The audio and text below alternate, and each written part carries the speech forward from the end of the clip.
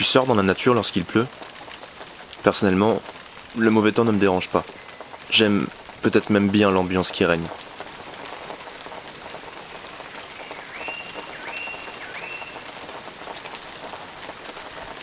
Nous sommes au mois d'avril. Les températures commencent doucement à augmenter, laissant place aux premiers végétaux.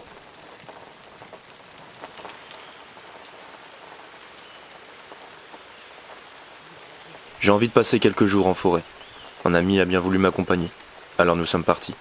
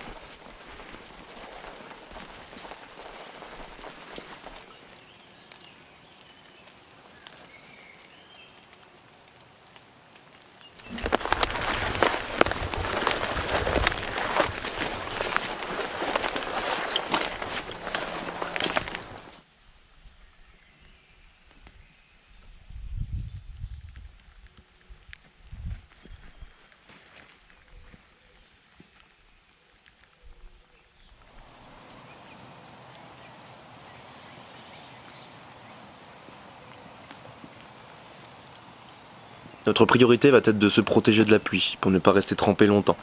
Un simple tarp tendu fera l'affaire pour nous mettre en sécurité.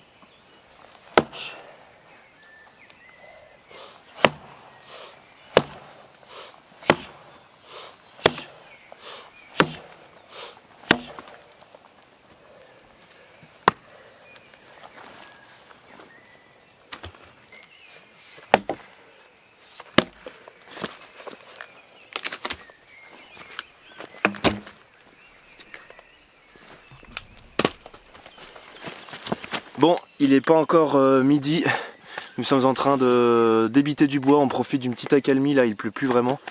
Et on va essayer d'allumer le feu rapidement avant que les averses reprennent. On refend vraiment du bois pour avoir du bois sec à cœur, parce que c'est vraiment très trempé, très humide.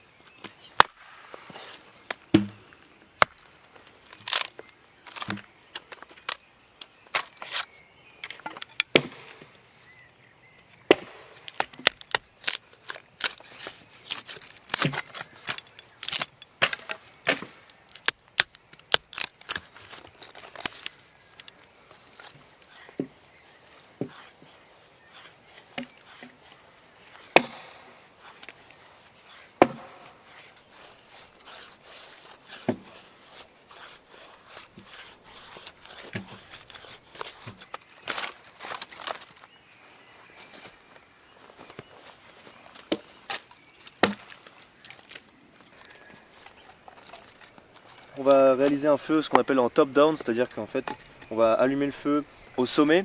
Donc le but, c'est qu'on vient empiler le bois. Nous allons utiliser ce qu'on appelle une boîte à feu. Donc c'est une boîte qui est remplie de carton qu'on enroule, que je viens cirer avec de la cire de bougie. Et puis je viens rajouter un petit peu d'écorce de bouleau. Donc je vais venir l'allumer, la glisser juste de dessous, et puis ça va faire partir le bois et le feu démarrera tranquillement.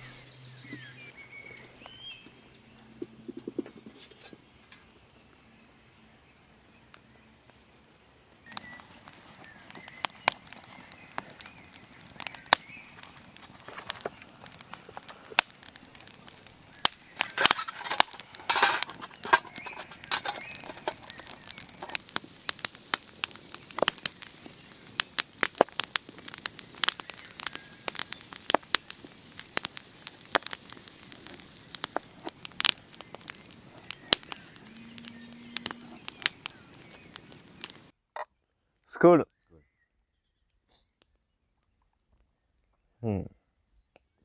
Délicieux. On a le plaisir de déguster deux petites bonnes bières belges qui m'ont été envoyées par un abonné. Vraiment, grand merci à toi, elles sont vraiment très bonnes. Et puis je pense qu'elles vont bien passer avec le petit saucisson fait main là, fumé au feu de bois. Moi j'ai coupé le saucisson avec un petit pouco qui m'a été envoyé par la coutellerie scandinave. C'est un coutelier qui est spécialisé dans tout ce qui est couteau scandinave, donc Leco, Pouco. Et là, ce petit pouco est vraiment très pratique, je l'emmène partout avec moi, avec son manche en ébène et bois de palmier. Et ses beaux cerclages en laiton, c'est vraiment très sympa. Il passe partout, il est très efficace pour ce qui va être petits travaux de feather stick par exemple, sculpture ou pour couper le saucisson ou cuisiner. C'est vraiment parfait. Allez, on est parti pour aller glaner quelques plantes puisqu'on a emmené juste un petit fond de sac en nourriture. Mais ça ne suffira pas pour ces 2 jours de survie en forêt. Donc on va essayer de trouver quelques plantes dans le coin.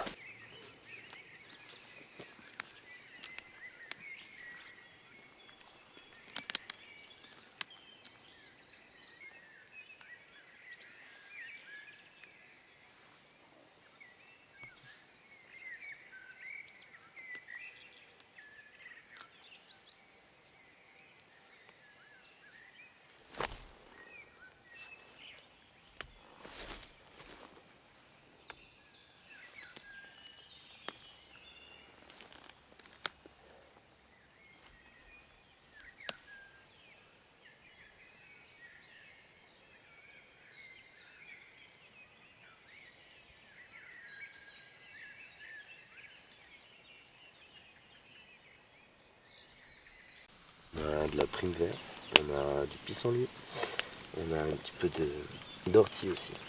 On va se faire une petite popote là, on va se faire cuire ça.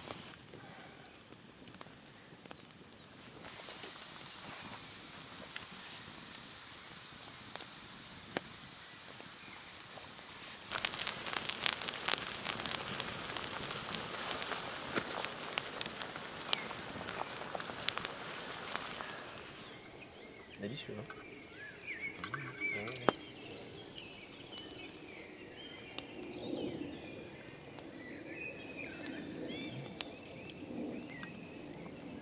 se mange bien, puis ça.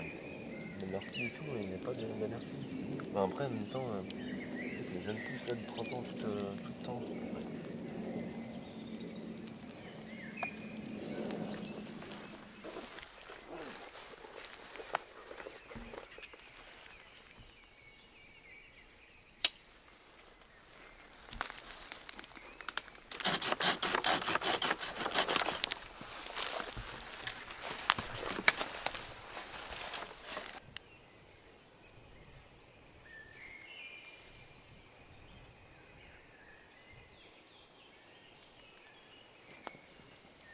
On va tenter de se fabriquer une scie arc.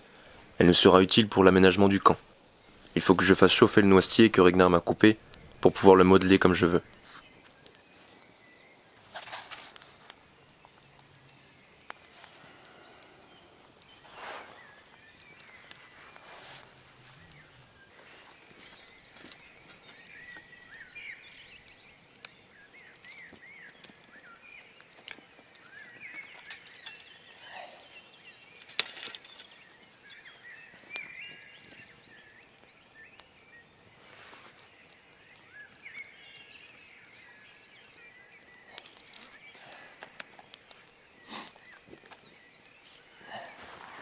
Bon, Thomas est parti se promener également, aller voir si il trouvait pas des champignons peut-être comestibles pour agrémenter les repas qu'on a à faire. Et moi je vais m'occuper d'améliorer le camp et surtout de me construire mon lit et ce qui va me permettre de dormir ce soir à l'abri et assez confortable. Donc voilà, il faut que je coupe pas mal de perches de bois. Donc il faut que je trouve ça. Il va y avoir du travail.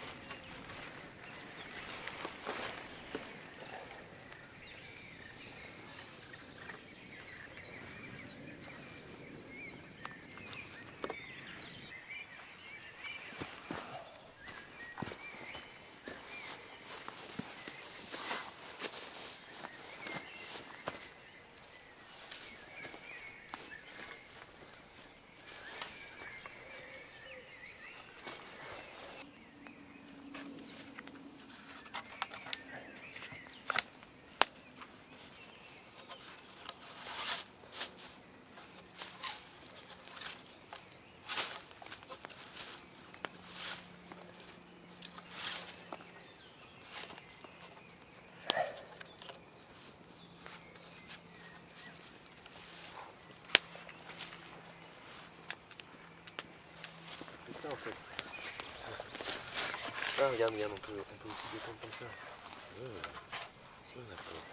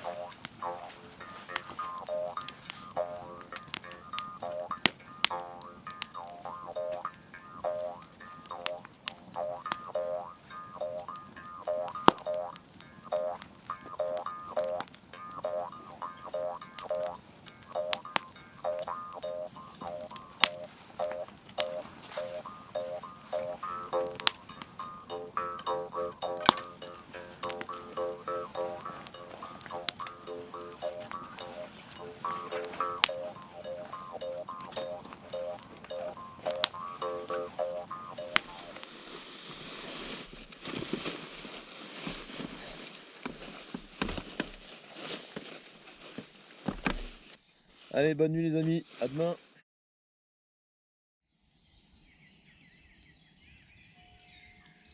Salut la compagnie, on se réveille. Il est 6h30 du matin là. On a passé une assez bonne nuit même s'il a été un peu fraîche. Et ce matin on s'est réveillé avec quelques gouttes de pluie. Mais là ça a l'air de se tenir et se dégager. Donc on va rallumer le feu tranquillement et puis on va pouvoir prendre un petit déjeuner pour reprendre des forces.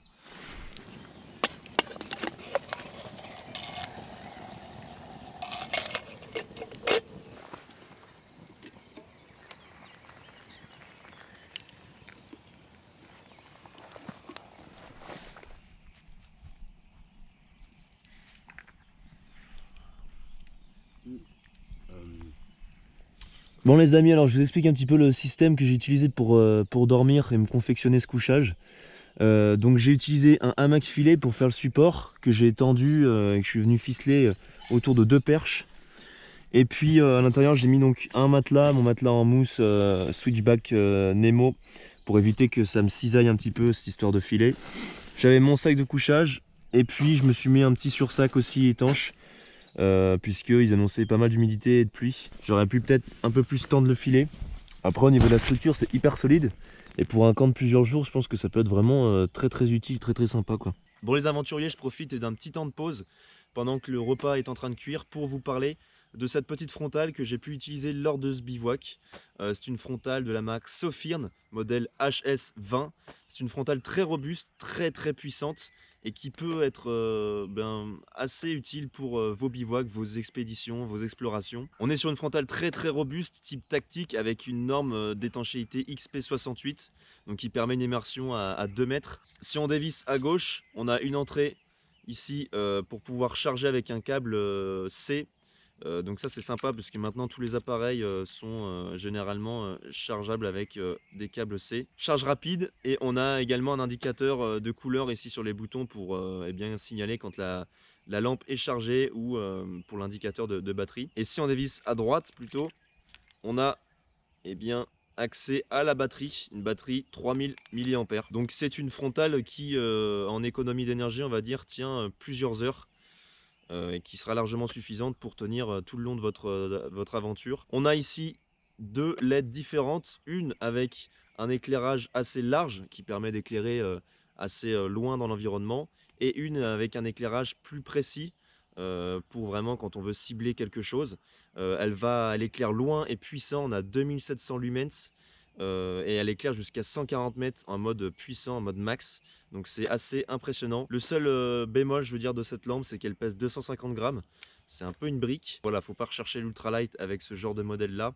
Par contre, elle est robuste, résistante, et pour des campements sur plusieurs jours ou des expéditions, ça peut totalement faire l'affaire. Vaut mieux des fois jouer la fiabilité que la légèreté. On a un bandeau pratique avec ces 3 petites bandes élastiques. Ça permet de l'avoir même avec son poids bien stable sur sa tête. Je vous mets le lien bien sûr en description de cette frontale. Il y aura un petit code promo si vous êtes intéressé, n'hésitez pas.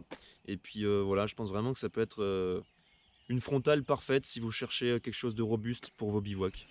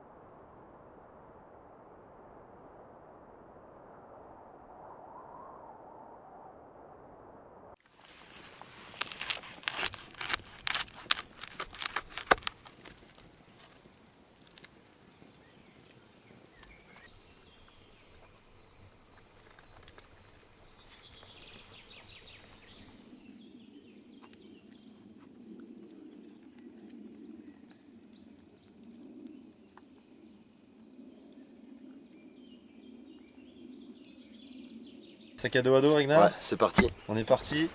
Les traces sont effacées, on a enlevé toute trace de notre passage. Voilà. On a les poubelles avec nous. On a refait le pactage, les poubelles. Et on repart dans la direction de la civilisation.